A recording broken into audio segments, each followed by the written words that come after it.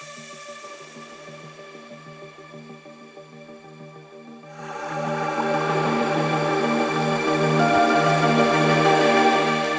back, colleagues and tech enthusiasts. Today we're talking about Screencastify.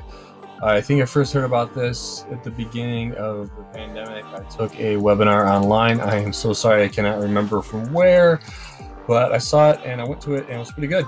So let's check out some deets and I'll show you how to use it. So rolling over there is Screencastify.com. I know there's lots of different ones. I did look at other ones because I was really looking for a screen recorder. I did see that the iPad has a version of a screen recorder, so I thought about doing that and I started recording things on the iPad, but it just took too long to load, among other issues. Then I tried Screencast-O-Matic. I can't remember why I was not excited about that one. But anyways, I went to Screencastify and use this constantly. One of my favorite features is I record it and then it backs it up directly to my Google Drive. So it makes it a new folder that says Screencastify, and all my videos go to that right there. And then I can also upload it right from the site. So let me show you that real quick. So move my face. And so this is after the end of the video, this will pop up. And so you can edit this. And this is when I was talking about the classroom screen. So I can type in classroom screen.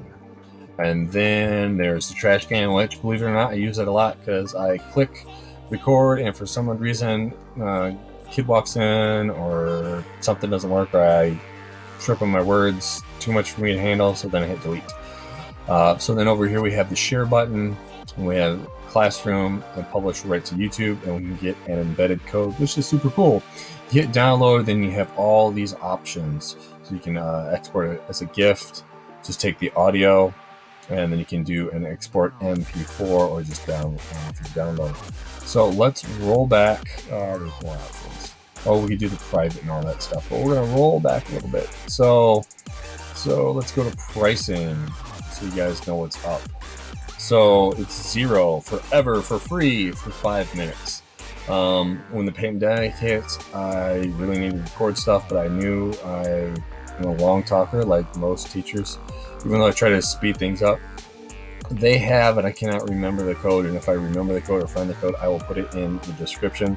But there is a way that you can get this half off for a year. So I paid for that, and I've just used it like crazy. So anyways, totally cool. So let's see. Ooh, how about this button? There we go. Pays to read, people.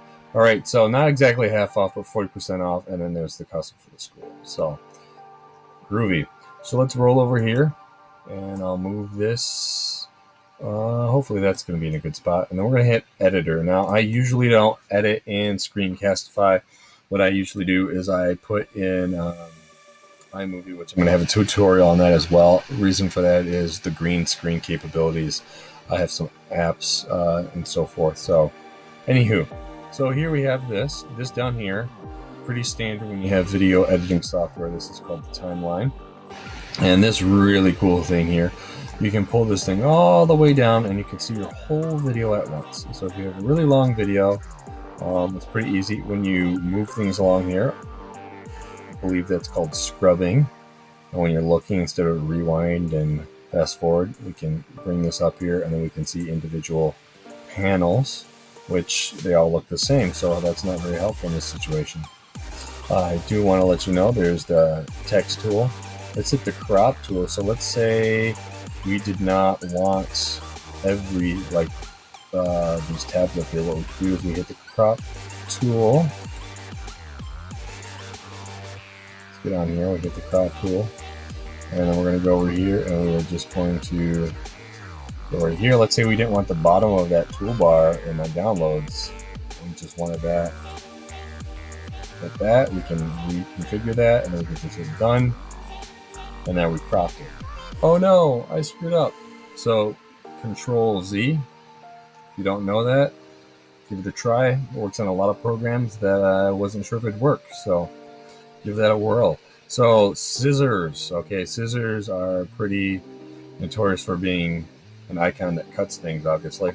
So what you're going to do here is we'll just put this line, let's say right here, and then we hit the cut tool, and I just cut that in half. So that's kind of cool, and I'm sure there's lots of things you can do with that, but what I usually do is I just cut, and then I'll click on the thing I don't want, and hit delete, and it's gone. So I didn't want to do that, so I'm just going to Command Z that back. If it is cut and we hit play, it's just going to play just like normal. It's not going to... See, it doesn't really have a hiccup at all. Just keeps on going. So then we have the play button. We have that. So that's pretty cool. And then, of course, we have the export button. So just hit export. And we can export as an MP4 or to the Google Drive. And I'm going to send this thing to the Google Drive. I'm more than likely going to put this in iMovie and do a few things on that as well.